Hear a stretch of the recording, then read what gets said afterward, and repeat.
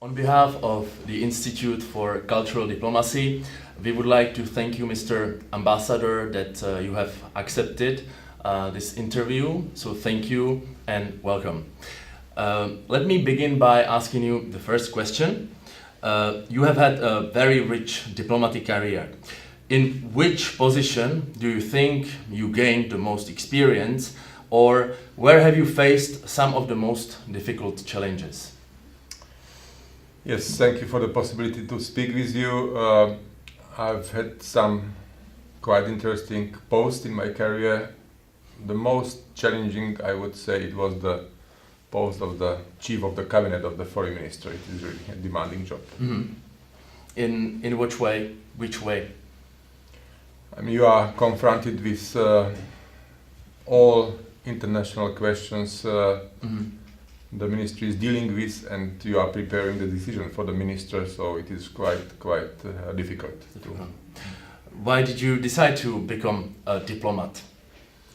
Diplomacy is a very interesting space of work. You prepare conditions for good understanding of countries, nations, and it is quite a challenging thing. Diplomacy is a strange animal. If everything is running well and there are no problems, the people think, why do we have diplomats? It's not needed.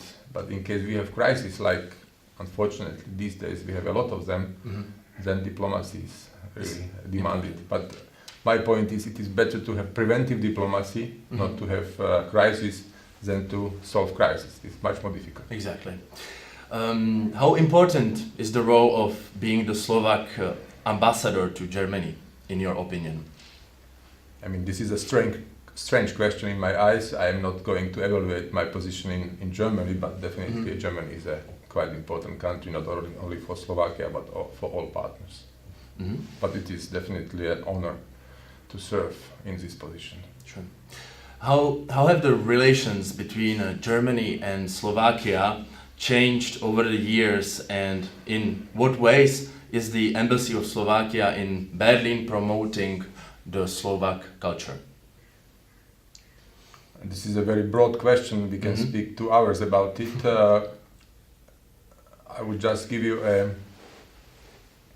some figures so that you have an impression of what we are speaking about.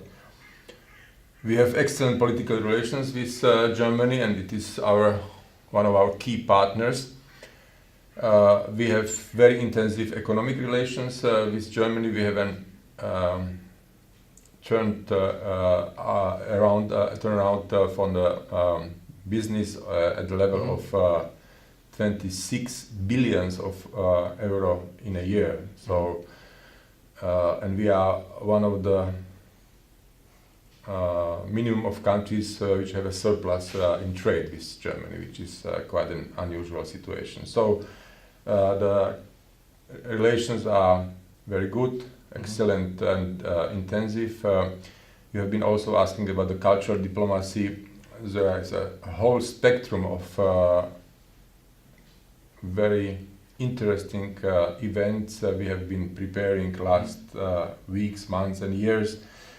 I would maybe stress some of them which are on our radars also in the past, but also in the future.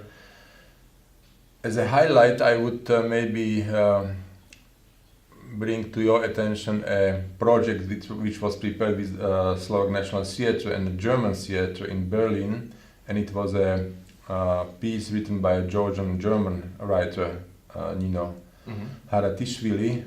The name was in German Das Land der ersten Dinge.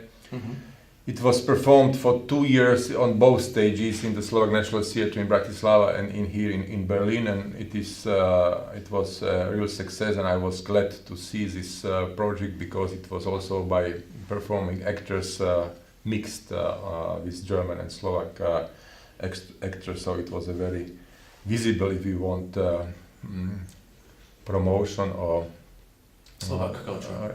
Promotion of Slovak culture, and also the projection of our good cooperation here with the German partners. Another thing I would like to stress is the exhibition of our architecture. which was prepared in Berlin. It was it has had very positive resonance here in the architecture scene, and I'm proud that the Slovak modern architecture is really having the world level, and we have been glad to present it last weeks in Berlin. Maybe I'll also say some words about two projects we have coming weeks.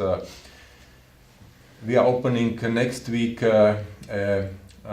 coronation festivities which have been in Bratislava for centuries, and this will be presented and open next week in Centre Charlemagne in Aachen. On the following days in Düsseldorf we are opening the exhibition of Slovak glass and design in Kunstpalast Düsseldorf. So you see there are two quite interesting projects just coming next days. And the last one, you have been putting a very broad question, so I'm bringing a broad answer. We'll have at the end of our presidency, you might know that Slovakia has the presidency coming half a year, and at the end of that in December we'll have in the Berlin Dome a gala concert, this famous opera singers as Rita Gruberová, Pavel Breslík and others. So it would be really a nice event, and we have already confirmation of high political representation to be present at that event from both sides, German and Slovak as well. Okay, thank you. So regarding this concept of cultural diplomacy, how would you define it?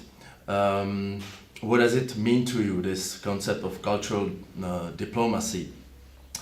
How can we use, for example, cultural diplomacy to strengthen the relations between Slovakia and Germany?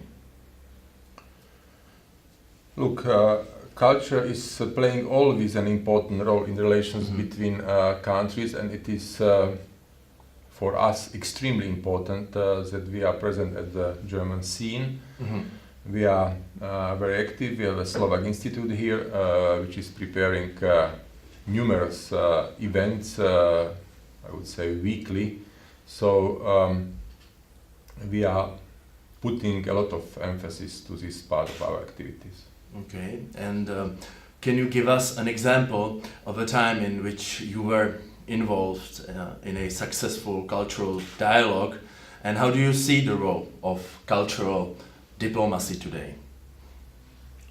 I think the role was not diminished, was not higher. This is part of our activity which was present since the beginning of existence of Slovak Republic, and we have also in other countries institutes which are taking care of our bilateral cultural relations with crucial countries. So I do not expect that we'll diminish this role of our activities in this sphere.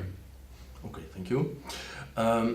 Your whole career was dedicated to international relations, and I would like to know if you could give to the young people who are interested in studying or pursuing a career in international relations or diplomacy, what would be your advice for them? Study international relations. Yeah. No, to give you a more broad answer to this quite important and interesting question, because of course I'm meeting a lot of young students. We have studied years in the embassy, and they are preparing themselves for the job. If you want to do something and it is really your wish, then you can achieve it. Invest time and study, think, of course learn languages, and then you can achieve it. I will bring you an example.